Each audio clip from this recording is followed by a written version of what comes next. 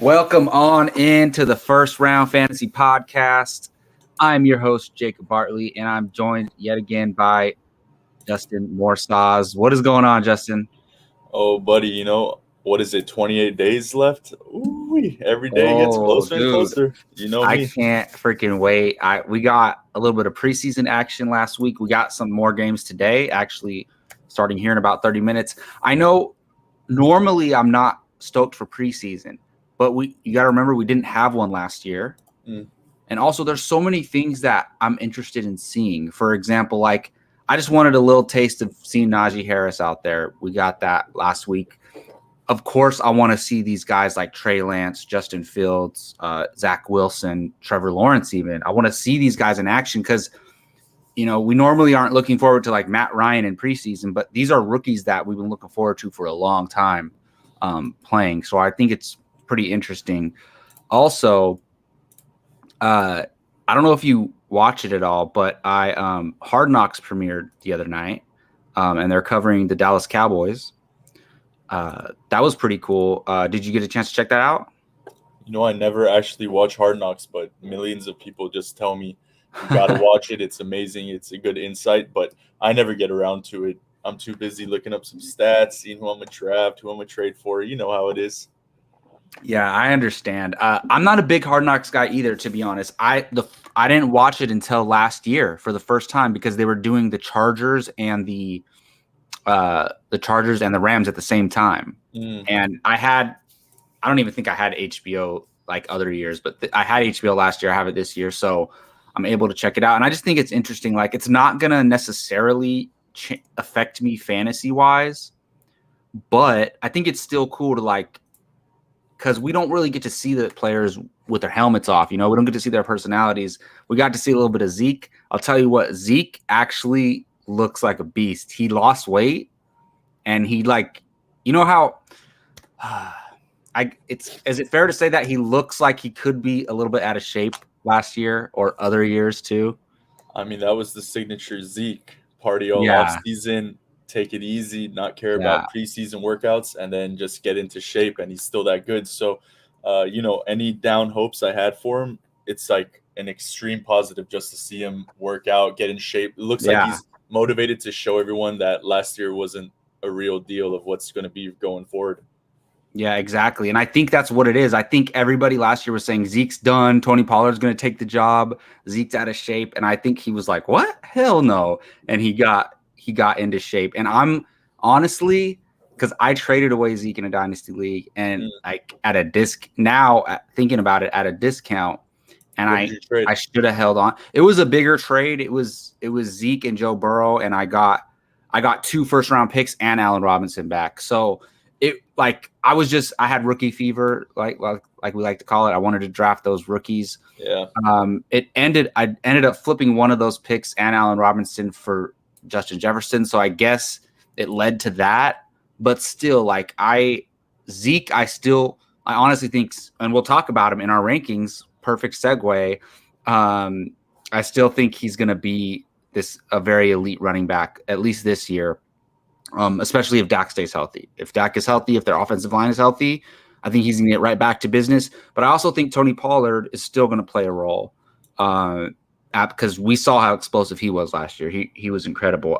There's not really any big news. I was telling this to Justin that, look, every fantasy outlet, they cover all these little hamstring injuries, all these little nicks and knacks happening to these players. We don't have time to cover all that. And honestly, you can get that from those other outlets. We're here to kind of just give you, our opinions on situations. But so there's not anything major other than obviously Dak Prescott was dealing with an arm issue, and he's now back to throwing this week. So that's cool. And then the Carson Wentz thing, apparently they said he could be back week 1, him and Quentin Nelson. So that's all good for the Colts players. That's all great for the Cowboys players. We'll keep an eye on that. But typically, I just want to cover stuff that's official. For example, Cam Akers out for the year. That was official. Like, we can talk about the implications of that. If, Rashad Bateman's banged up in camp, they say he's week to week. What can I do with that information? Not much, right? Until I know how long he's out for. But anyways, other than that, we are here to talk about our running back rankings. and our discrepancies, Justin and I went ahead and we ranked our top 32 running backs. And now that I'm seeing this, because last year we only did like 25 or something, and I remember last year I was like, after 25 it was like nobody, right? But now we were looking at it this year, and even after 32, there's still guys that I wouldn't mind drafting. Like, I don't think either of us ranked Jamal Williams, for example, but he's a great pickup, as a fourth, fifth running back, as a handcuff or a, lottery ticket, as Justin calls them. And Justin, we need to get like a segment for you before the year starts, like your top 5 or 10 lottery tickets, because playing with you for the past years. Oh, you don't want to give us all your information, huh? I see. I'll do it for the greater good, but that's a lot of premium info to gather. But I know maybe we got to add a paywall for that. I need the homies out there to win their leagues so they know what they're listening to is real. So I don't mind giving that information away, but there's definitely some undercovers out there that I see. Absolutely, yeah. And just because playing with Justin for the past couple of years, he always talks about these lottery ticket guys, whether it's like a Jamal Williams. Well, you had Jamal Williams as a lottery ticket in Green Bay, and now one in Detroit. But also, guys like AJ Dillon, Alexander Madison, those type of guys are definitely ones to look out for. Alrighty, so as far as these rankings go, they're for redraft, first of all, so no dynasty. Those lists would look very different. They're for full PPR, and I think that's all they need to know, really. Is there any other things we should mention? Like, what would you put into your thoughts? You obviously PPR, right? And redraft. Anything else that went into your rankings? It's more of a ranking about it constitutes timeshare over skill. Like, some players may be ranked over higher than other players because they strictly would just get more of the workload. Not necessarily that they're better, but it was hard to weigh on that. But PPR plays huge into it, obviously, because it's going to change from standard. But I'm a big PPR believer. I don't like standards, so I won't consider it like that, Yeah, no, I totally understand. All right, well, let's get into it, Justin. I think I'm going to go ahead and share. Let's go through. Let's go ahead and list your top 10 first, and then I'll go ahead and list mine, and we can talk about those, what maybe similarities and differences. All right. So first and foremost, the man, the best, the beast, the PPR legend, CMC. He's got to be number one. Even the small time he got to play, he's just an animal out there. It's amazing. So I hope he stays healthy. He's gonna win leagues as always. PPR beast. After that, it seems to be the consensus, but it was still difficult to put him over a couple other guys, and that's Dalvin Cook. I think last year he just went into his own. He just showed like he's just a strong running machine that will truck you and outrun you, and it's just awesome to watch as a Vikings fan. But I'm also going to take him because when he's healthy, when he's there, he's just the number one guy with zero sharing, basically, it seems. When it comes to goal line work, he's the man. Kamara, even though the QB situation is awful, I talked to Joe a lot about this because I'm trying to trade off of Kamara. Then he's like, don't sell undervalue. Look at what he did, even with some down games and even with some QB play that wasn't great. He's just amazing. And then this is what I think sticks out as the one-off. And I put Aaron Jones as my number 4. And I know it's weird because, A.J. Dillon's creeping up on the back. But like you said earlier, Jamal Williams takes a lot of heat and he's gone. And I don't think Dillon's going to take the pass catching work. So maybe Jones gets more PPR action and it just puts him over. After that, I got Zeke. We talked about getting better shape. He's looking good. I think he's going to be out to prove everyone wrong.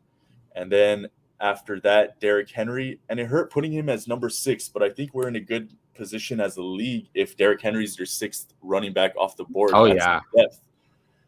That team is winning it all. They're playing to win it all. He's going to give it everything to get this championship in Tennessee.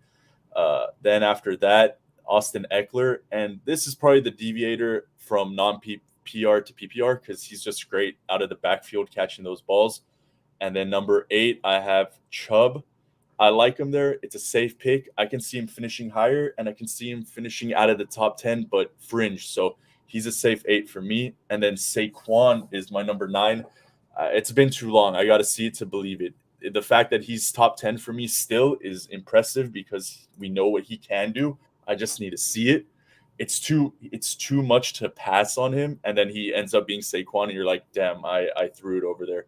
But and then to finish the top 10, this was hard. It keeps getting harder, but I put Antonio Gibson. I also think similar to Zeke proving people wrong, the Washington football team is there to prove that they're a real contender in the NFC East. So he's going to be a big part of it. That's my top 10. Yeah, man. Not our top 10, and you could probably go through our, maybe our top 13. They're not too different. But one thing I did notice is, honestly, and I love him, but the Antonio Gibson at 10 was a little shocking to me. You have him a little bit higher than me. I have him at 13, and I'll get to my list in a second. But and we will talk about your 11 through 20, but since they're right there next to each other, you have him over Jonathan Taylor. And I'm curious, do you think if Carson Wentz was healthy, Quentin Nelson fully healthy, no injury ever, do you think Taylor would be in a different spot? Do you think Gibson would still be ahead of him? Oh, that's the whole reason he's not up above, because the offense took a major hit losing a quarterback of that stature. Not that Wentz is great, but he can be a starting quarterback in the league, and moving to I don't know who they were talking about as backups, but overall that just hinders your offense. It's just, look at when Ben DiNucci, the boy, came in. The whole offense just, if you can't pass, if you can't make plays down the field, the running game just gets stuffed. So the fact that he's 11, I'm still impressed off that, but he's that good. So that's the only reason I put him over other guys or under other guys. Nice. So do you notice anything in your top 10 that you feel very strongly about and that maybe is a little different than other people's rankings or any ADPs you're seeing out there? I guess the biggest, I'm not really a big follower on ADP because I don't like my own judgment to be skewed, but I guess I don't anticipate people putting Aaron Jones as top 5 and leaving people like Henry and Zeke fringe out of it. So I guess Aaron Jones at 4 is pretty out of the ordinary, but I stand by it because that offense, what they call it, it's their last dance, and you know what happens in those scenarios. So there's no reason why they're going to run A.J. Dillon or a second year who got little time when they're playing for a championship. They're going to run the workhorse, the guy who is probably one of the most underrated running backs in the past 2-3 years. So that's where I stand on him being my outlier of a normal top 10.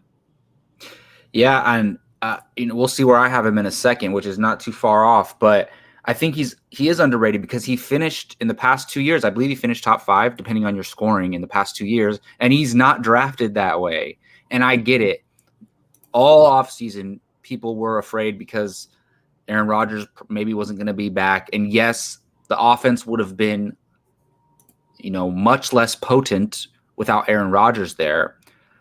But I do think there's something to be said about, okay, maybe they lean on Aaron Jones a little bit more without Rodgers, and it kind of evens out. The high efficiency of the offense comes down, but his volume goes up, so it kind of evens out either way. So I do like that Aaron Jones pick. I think a lot of people are sleeping on him a little bit there, and I do have him at number 6, as you'll see. So I'll go ahead and list my top 10 here, and if you have any questions regarding my top 10, feel free to ask Justin. I do have a couple things in there I feel strongly about. So I have Christian McCaffrey at number 1. How can you not? I've said this before. He's almost like having a running back and a wide receiver in one starting spot. Like you can't beat that. So it's insane. Dalvin Cook. Look, I have Dalvin Cook at number 2. I'm not even like a huge Dalvin Cook guy. He's great, but I don't ever draft him because I don't ever really start at the number 2 spot because in our main league, the Beer Drinkers Unite Redraft League, how it works is we get to choose our draft spot. So if we pull sticks or whatever, if you get number 1, you get to choose what spot you want on the draft board. So I never ever choose number 1 or number 2, or I usually try to go towards the back end, like number 10 or 12. And then, or I just take the best spot available at the time. And usually, unless you get the first or second choice, number 1 and number 10 are gone. So I never end up with Dalvin Cook on my roster. Was the point of that. But I was just thinking about it, like he has the most continuity to anybody else that I would have put above him. Like I thought about putting Alvin Kamara above Dalvin Cook, but I'm like, wait, Drew Brees is gone. Yes, Kamara's a beast, but how's that going to all play out? I thought about putting Zeke above him, above Dalvin Cook too, and I guess you could say Derrick Henry, but Derrick Henry doesn't catch passes, so I got to put Dalvin Cook above him. Zeke, look, we talked about how optimistic we are about him, and he's in shape and all that stuff, but there's still question marks for me. Like I need to see it before I believe it too much. So I have to settle on Dalvin Cook because same team, same quarterback. You got Justin Jefferson, Adam Thielen there. Like it's back to business for them. And I'm not worried about anything around Dalvin Cook. Like you can't really list any negatives other than his, injury proneness, but that was years ago. So I'm comfortable putting Dalvin Cook at number 2. I have Alvin Kamara at number 3, Derrick Henry at number 4, Ezekiel Elliott at number 5, Aaron Jones at number 6, Jonathan Taylor at number 7, Nick Chubb at number 8, and we both have Saquon Barkley at number 9, which I also noticed that too last night when I was looking at it. Pretty crazy, or earlier today. And this might be a big surprise. I have Najee Harris at number 10. And I just think, and I think I need to address that because I don't see Najee Harris in a lot of people's top 10. You have him pretty high though. I think you have him at 13 or so. 12. Yeah.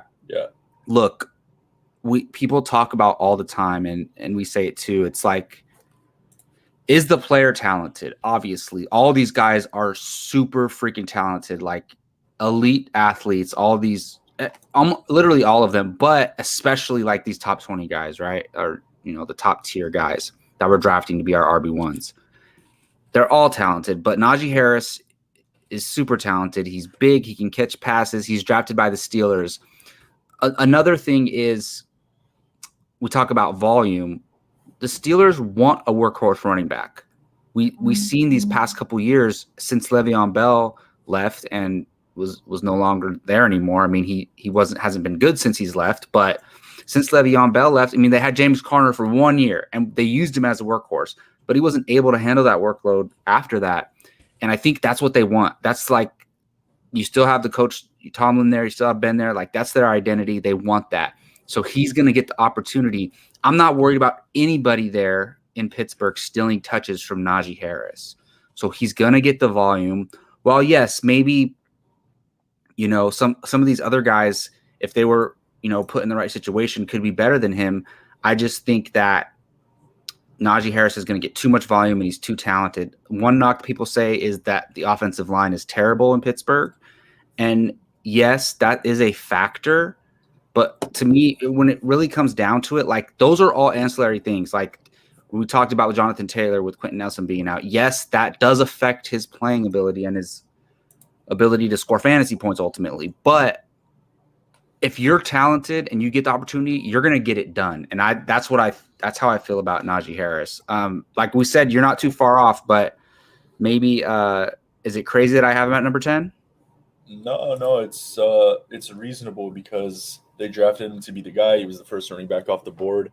And I also think that even though the offensive line might not be amazing, he's a good pass catching back. And also the receivers that they have, they're not going to have the luxury of blitzing a whole lot against Pittsburgh without being burnt. So I don't think the box is going to be stuffed a lot. So it can counterbalance the bad offensive line, if that makes sense. But again, a rookie's a rookie. It's going to be hard to predict, but he wasn't taken first off the board for no good reason. So I trust that he's going to be better. And as you get to this part, a lot of them are interchangeable preference, but of course, 10 to 15 seems reasonable for Najee.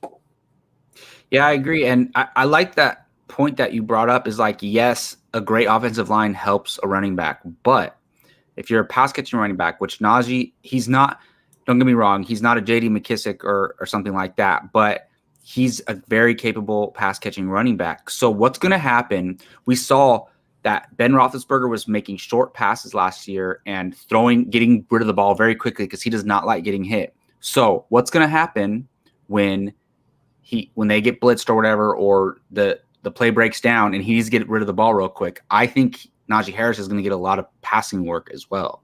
So that's another reason. And look, I don't want to go too crazy with Najee Harris. Like last year, the whole industry went insane with Clyde Edwards-Helaire. We saw it. He was drafted in the first round in redraft leagues, which is insane. We don't need to get there with Najee Harris, but and just because he's ranked top 10 running back doesn't mean he's a top 10 pick overall. I like Najee in the second round, maybe beginning of the third round, depending on how your team shakes out.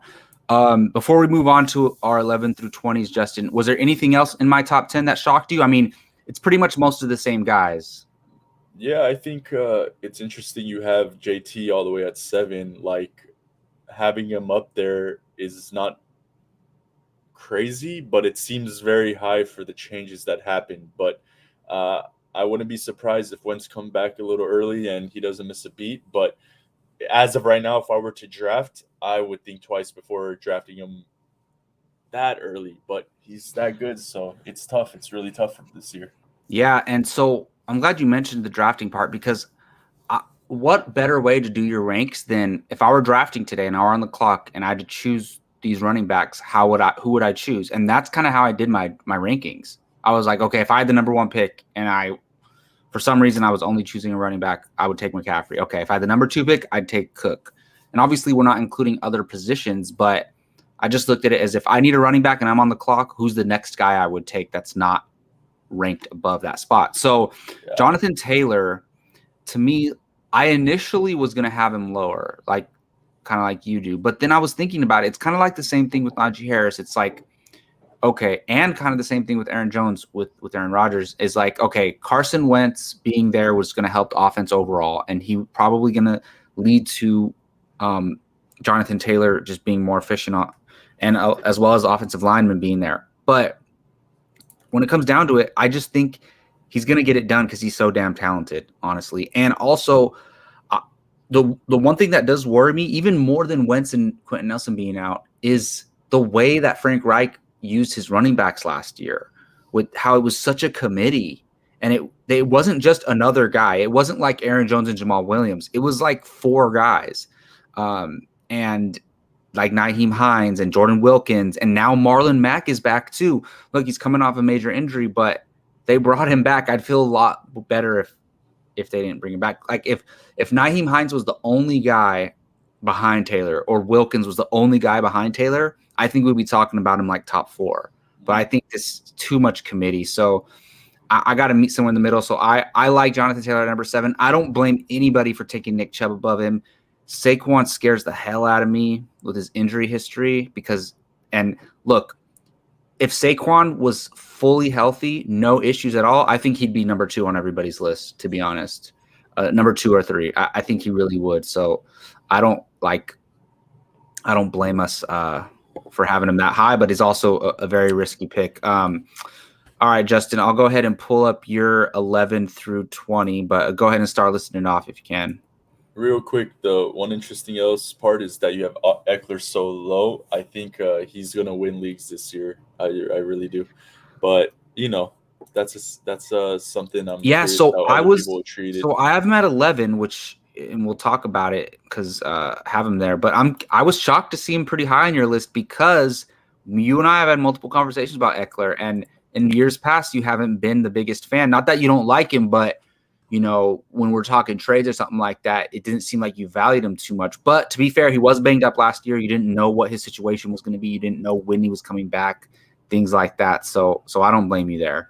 Yeah, it's just hard for me. I like my running backs to run and catch, and he's not the best runner in the world. So it's hard for me to want that guy. But, I mean, when your stats are proven, it's kind of like I missed the ball a couple times by not getting him, and I don't want that to happen on a good year for the Chargers. So that's where I stand on him. Absolutely. And I think if you remember, when he came back, he was targeted so much by Justin Herbert. One game he had like 16 targets. So I can't wait. It's kind of like with CMC. Like once they're in and they're healthy, it's right back to business. There's no easing them back in or anything like that. All right, Justin. So let's go through your 11 through 20.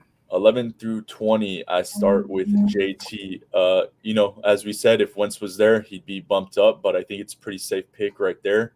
After that, rookie Najee, the same reasons. He's going to be the guy. He's going to do it, but bad O-line and a rookie. I don't like to go high on rookies. And then I think I'm not sure where the ADP is on David Montgomery, but I mean, as much as you don't want to like him, as much as the stats seem odd to you, as much as all the bad games he's had, what he did at the tail end, or maybe just the second half of last season, was winning leagues for people, like winning games to get into the playoffs and carry them through.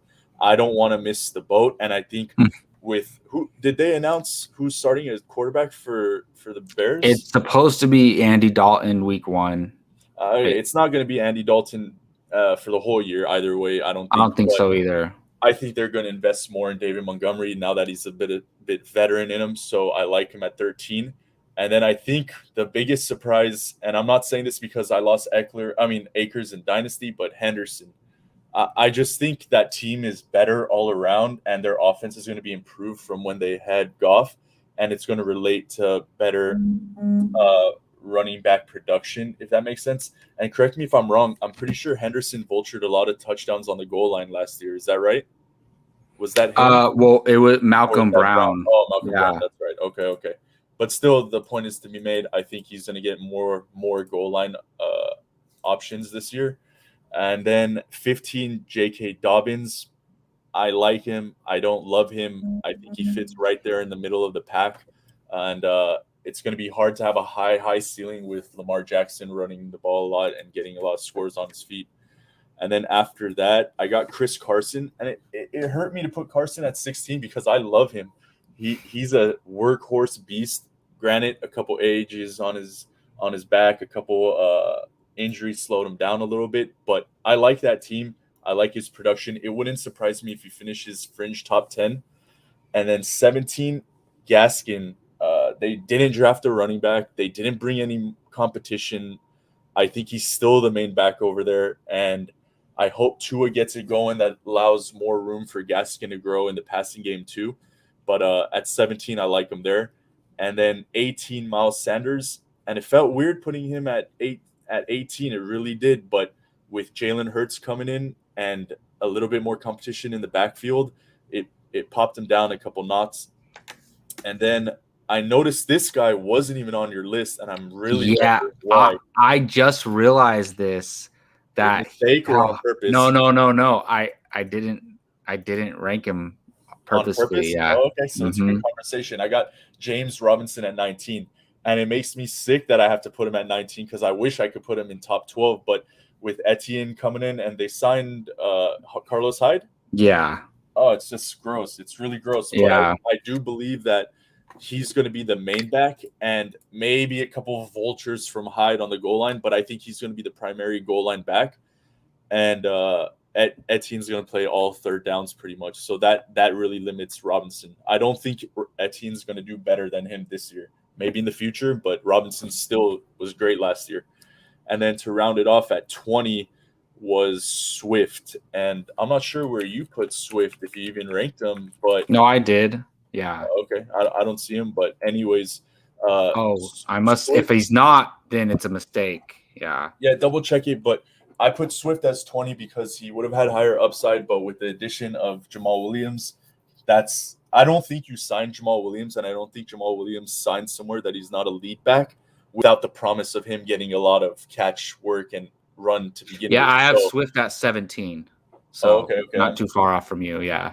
I think I didn't get your updated list, but either way, I'll get it right here. But Swift at 20 for me seems safe. His ceiling kind of got capped, but I think he would be a nice RB to have on your roster. Absolutely, yeah. So the thing with your list, I think the biggest thing for us to talk about is probably James Robinson and I also have Gaskin pretty. Let me see where I had Gaskin. I have Myles Gaskin at 29. Yeah, you have him. And you have Gaskin at 17, and then you have Robinson at 19, and I don't have him ranked. So I think we got to talk about this here. And this is the discrepancies that I'm talking about on the show. So let's talk about Myles Gaskin. So you have him at 17, 29. That's a huge gap. Yeah. Now, to be fair, it was very hard for me to rank Gaskin because he is the starting running back, but I just don't think it's going to last all year long. And I don't think that he's going to hold up necessarily. And we saw it last year. He had a great stretch, goes out, they bring Salvin Ahmed in, and Salvin Ahmed does really well. And then Myles Gaskin comes back and plays well again. So I just think it's going to be a little bit more of that. But you have the TD Vulture King himself there, who we were just talking about, in Malcolm Brown.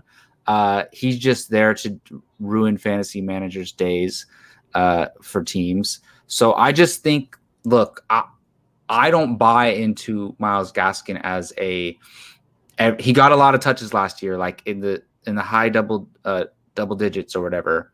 But I just don't think that he's going to hold up all year and be the primary starting running back all year long. I think we're going to see, Malcolm Brown in there. I think we're going to see Ahmed in there. So I don't feel comfortable. Like, a lot of people have him as their RB2 or RB3. And I wouldn't be happy with that. And I know, Justin, you have him in the Dynasty League, but you inherited that team. So it's like you just were given what you were given. But and what you have Akers and Taylor, so you were doing pretty good until Akers went down. But I don't know, man. And honestly, Miami, I think it's more also that I don't believe in Miami and their offense. And honestly, like, I know they upgraded their wide receiving core significantly, but I don't think that Tua is going to be able to support a high end, like a RB2 running back. And I also just think that their offensive line could definitely improve. So I'm definitely out on Myles Gaskin because he always gets drafted before I have a chance to draft him. James Robinson. Now, look, we'll see this later on in my list, but I actually ranked a lot of rookies in my top 32, which means their competition on their own team, all three rookies that I ranked in my top 32, the guy who's ahead of them, like Raheem Mostert, Melvin Gordon, James Robinson, didn't get ranked in my list. And I know this might be bold calls, but basically with those guys, and I have Travis Etienne ranked, I think that these guys are going to take the job sooner than later in the year. And then even if those Mosterts and Gordon start as the starters, I think they're going to either get injured or they're going to be outplayed, and these rookies are going to take over. So that is why I have these three rookies ranked, and I don't have their competition ranked. So it might be a silly mistake and me having too much optimism with the rookies, to be honest. And it's probably true, but it's a gut feeling for me. I think these guys were drafted with high capital to take over these roles. I hear you, and I'm going to sell you on Gaskin because although somewhat I believe what you're saying is their offense is going to have some troubles, I want you to understand this. He did not play all year last year, not only because of injury, but when they started the year, it was Breida and Howard being the 1-2. And I think Balaj was on the team. But anyways. Yeah, that's true. He wasn't even a thought. And then he came on early mid, and he just was really an awesome undrafted rookie, yeah. So I think as the starting running back, you may have the TD Hog over there, but he only got 3 touchdowns on the ground last year. Like, it wasn't a lot. It wasn't like it was making or breaking his year. If you told me he starts 16 games, he doesn't get injured, I think he has well over 3 rushing touchdowns. And he only had 41 catches on 47 receptions. So if I just inflate that to a whole year, I'm not really worried about Ahmed stealing time from him, just natural like relief work.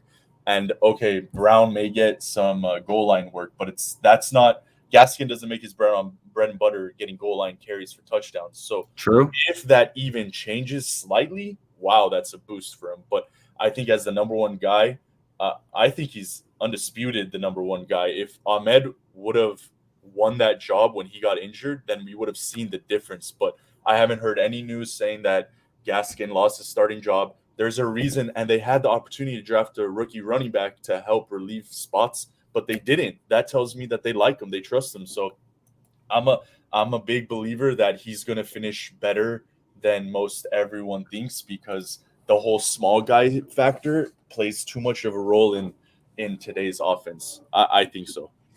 No, that's fair. And to me, yeah, that's really fair. And people, and I've mentioned that too, because a lot of people say like, oh, these guys are too small, like ETN's too small. But look at Alvin Kamara. He's a pretty small guy. And I mean, he's ripped because he works out, but he's a pretty small guy and he holds up for the most part. So I don't think we can hold out against him. And look, you're probably right. I just don't.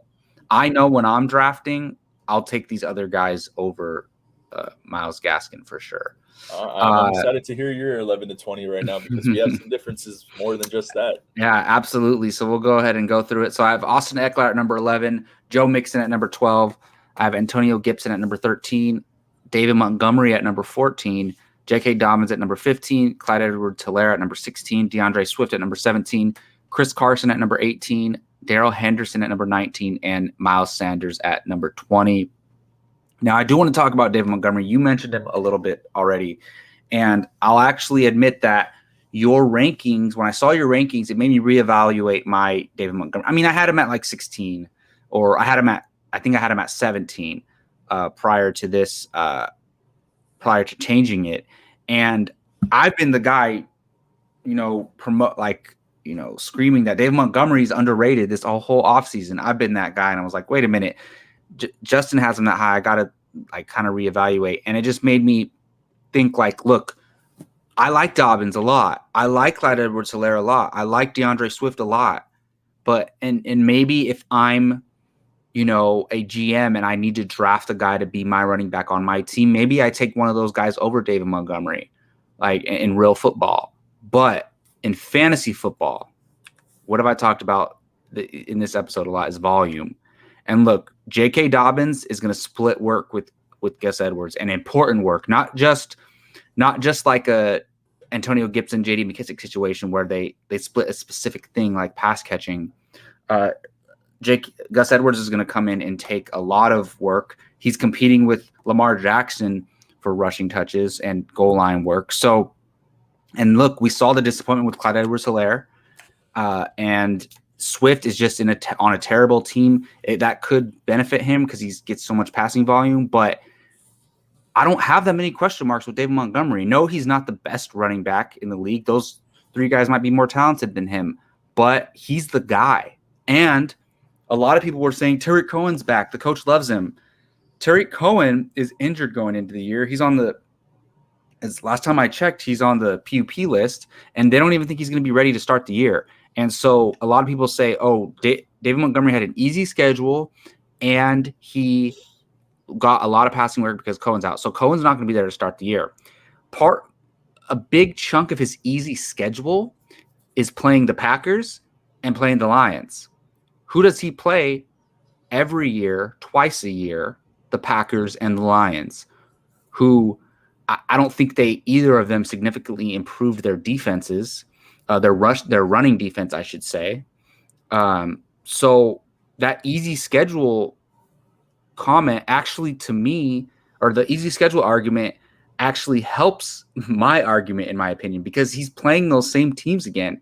And I believe he also did very well against Minnesota, at least in one of those games. So I just think this guy receives too much hate. He's starting to catch up a little bit. Like, I used to see him going way late in drafts, but people are starting to smarten up a little bit and take him a little bit higher. But I just, you talked about David Montgomery a little bit too, but I can't, like, if it's just redraft, and I might even take these other guys above him in Dynasty, Dobbins, CEH, Swift. But if I need a guy this year, it's David Montgomery. And I'm 100% comfortable having David Montgomery as my running back, as my RB2.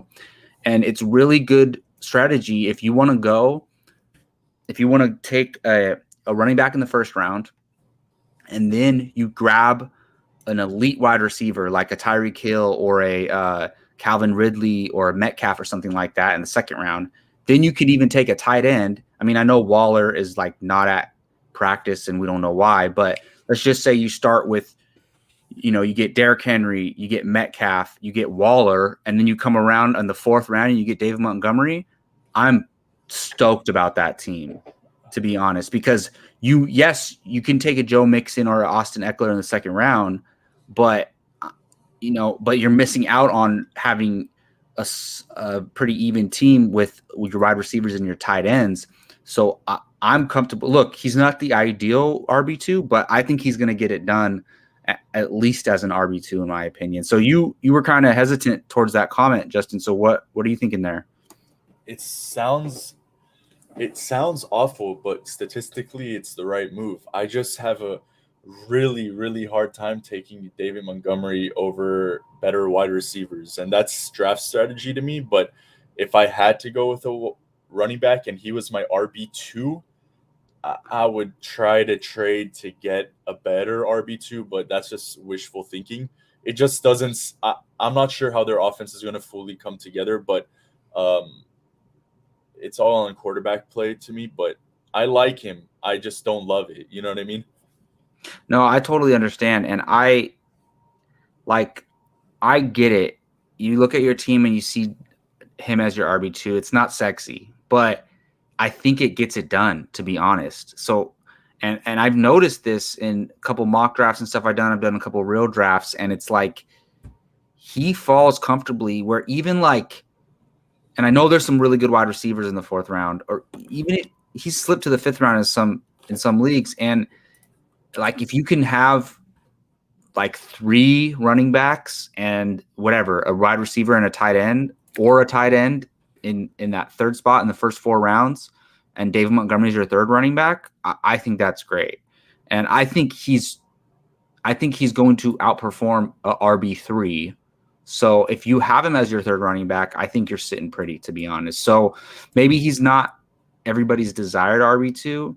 And look, a lot of times we draft our teams and then we make trades, we make pickups, and our end team is way better than our initially drafted team, right? So then we think, oh, we want our team to look like the way it looks like at the end of year, where maybe it looks stacked because you made a huge pickup and you made a big trade, and now your team looks stacked. But you got to think about it as this is just the team you drafted, and you can make moves from that point on and improve it that way. So I'm just saying, if you can improve those other positions, I'm okay with D-Mont as an RB2. Anything else that stands out to you in this 11 through 20?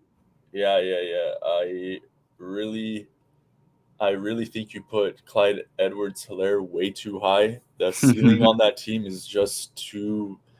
He didn't even show me anything that I loved, and maybe it's just the game that the Chiefs run, but I don't see how he's going to be a sexy pick. What's his upside? What's he going to do that he couldn't have done last year?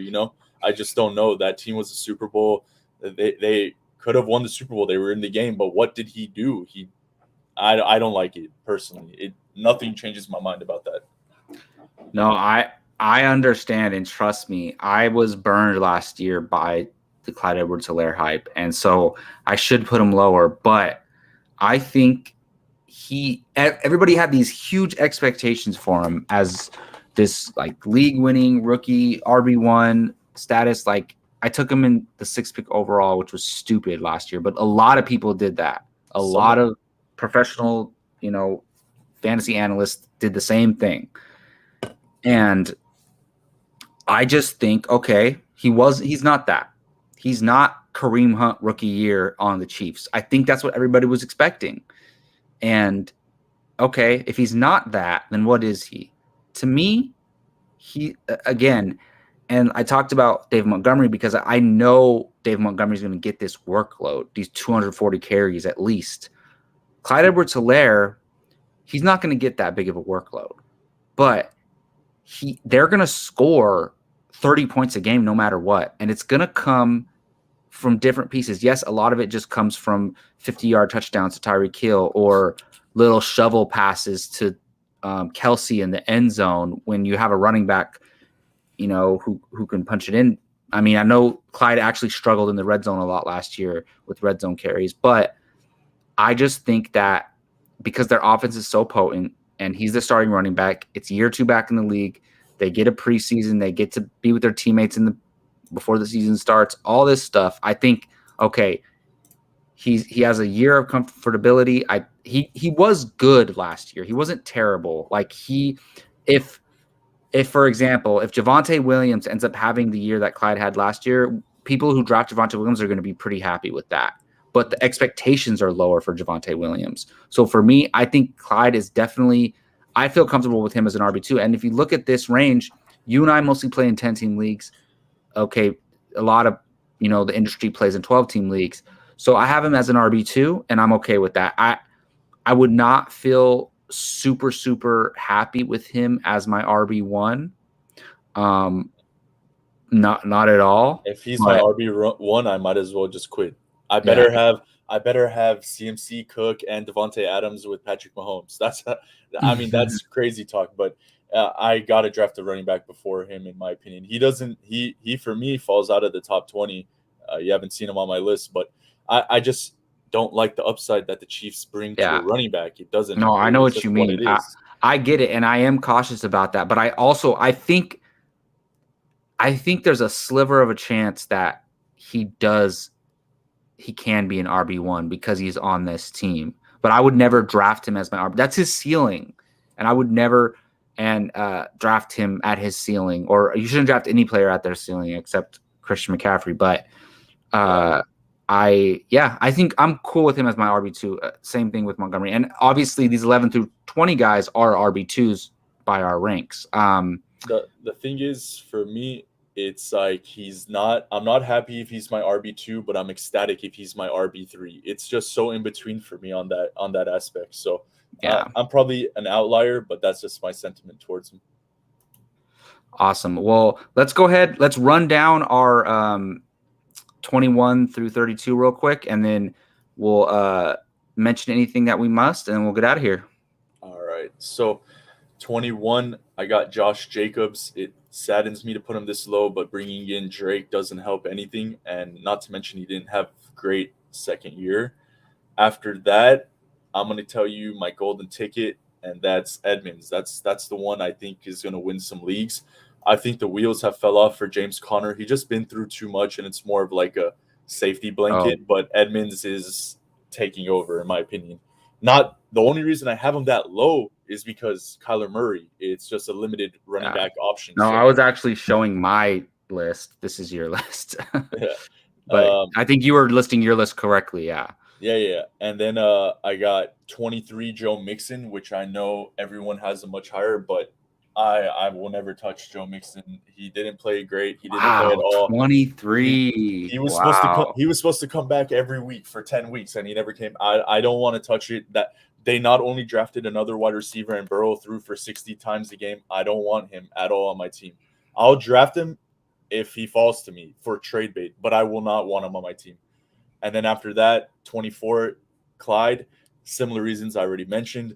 And then 25, it hurts to put him this low, but Kareem Hunt, it's just the crowded backfield, and Chubb is the man. But if you get Hunt as your RB3, great.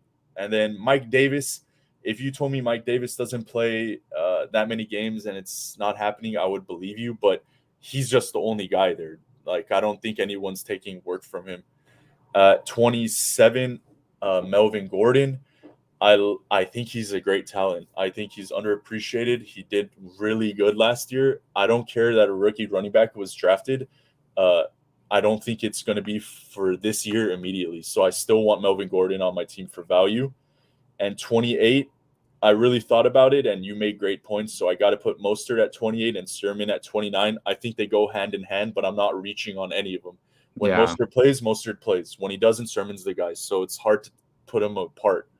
And then 30, which contrasts a lot to you, I think I have Etienne. You have him higher. But if I believe in Robinson, then I have to drop Etienne that low. So that's my only. That makes sense, yeah.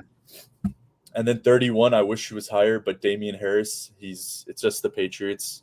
He's going to be good. You're not going to be happy. I think he's what we think David Montgomery is. You know what I mean? He's that like, all right, go get me 12 points PPR and have a good flex play. Yeah, I see what you're saying. Yeah. And then lastly, Rojo. If Ronald Jones finishes top 15, I won't be surprised, but I cannot predict that team. I'd rather just stay away from it. Yeah, it's hard to predict. If you want to reach for him, I think you shouldn't. But if you do, I wouldn't be surprised. So he rounds off 32. And I want to throw out, I wish Akers, he would have been fringe top 10 for me. Yeah. Shout out to Jamal Williams, JD McKissick, all those catchbacks. They just have to be flex options. I can't draft them higher than these guys strictly based off workload. Yeah, no, I totally understand. And like I get your rankings make sense, especially like knowing you and stuff. Nothing crazy except the Mixon in 23. But I think that's not you saying like if you were guaranteed Mixon is 100% going to be healthy, he's never going to get hurt, he's going to play every game, I think you would rank him higher. But I'd probably put him top 14.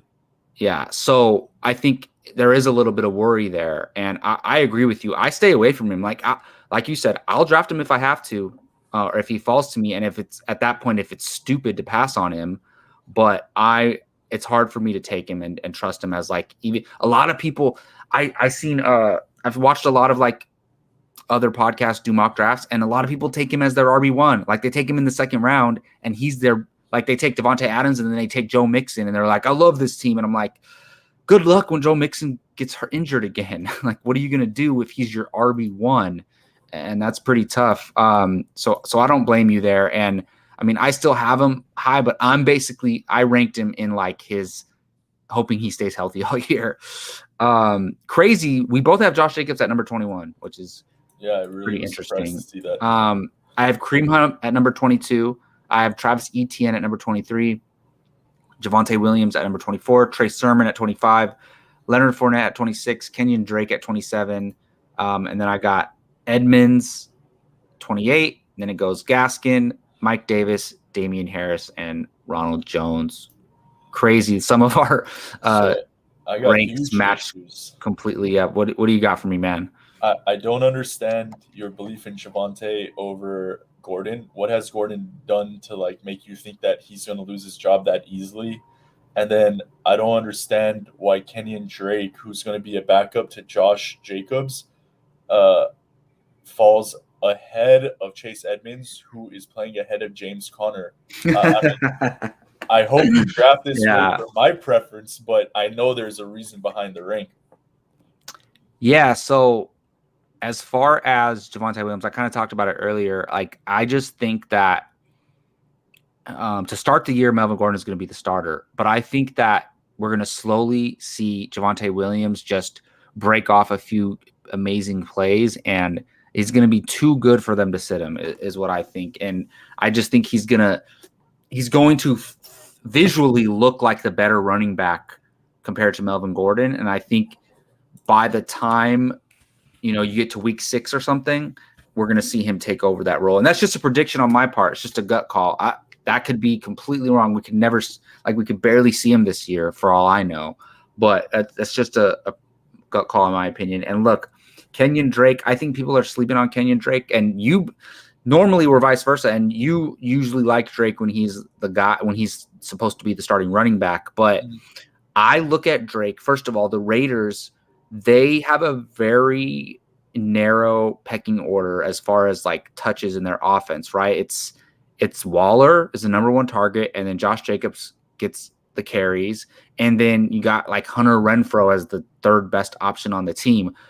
I really think that other than Josh Jacobs being the bruiser and getting the touchdowns, like I think honestly Kenyon Drake could be the 2nd highest targeted player on this team. And I don't even think that's a joke. I think after Waller, and they've talked about using Kenyon Drake as like kind of like jack of all trades. He's lines up as a receiver. He can run the ball. And I just think Kenyon Drake is a lesser version of Kareem Hunt. I think Josh Jacobs and Drake are the poor man's version of Kareem Hunt and Nick Chubb. And I think it's going to play out a little bit similarly to the way we see those guys play. So that's kind of why I have him there.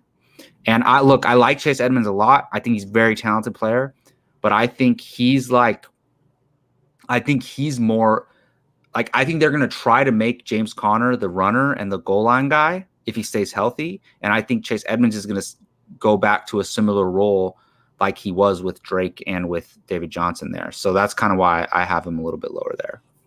I hear you. I don't want to change your mind because I want to draft him, but let's run through the logic here. No matter who the running back is, the goal line is going to come to Kyler Murray. He's just going to get those runs because that's his dynamic. No, that's fair. That's fair. So why would I bring in James Conner to take the goal line work when I got Kyle Murray? Second of all, when I saw Chase Edmonds play last year, he was a way better runner than Drake. And James Conner sucked last year when he played. Like, it was bad. No, that's true. I have no idea why James Conner would steal anything from the guy. Chase is a great pass catching back who's now in the starting role.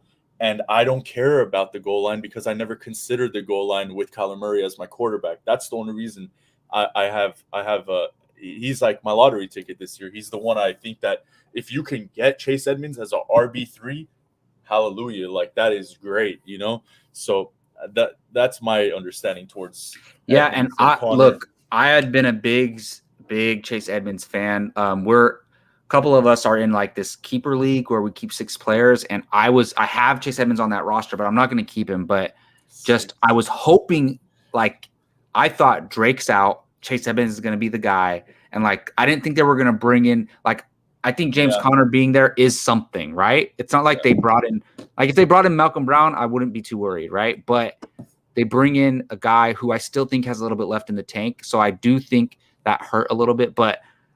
You know, I had Chase Edmonds as a potential like 6 keeper, which means he would go in like the top 6 rounds of a draft, you know? So I really, really like his talent. I don't think the Cardinals look at Chase Edmonds like we do, to be honest.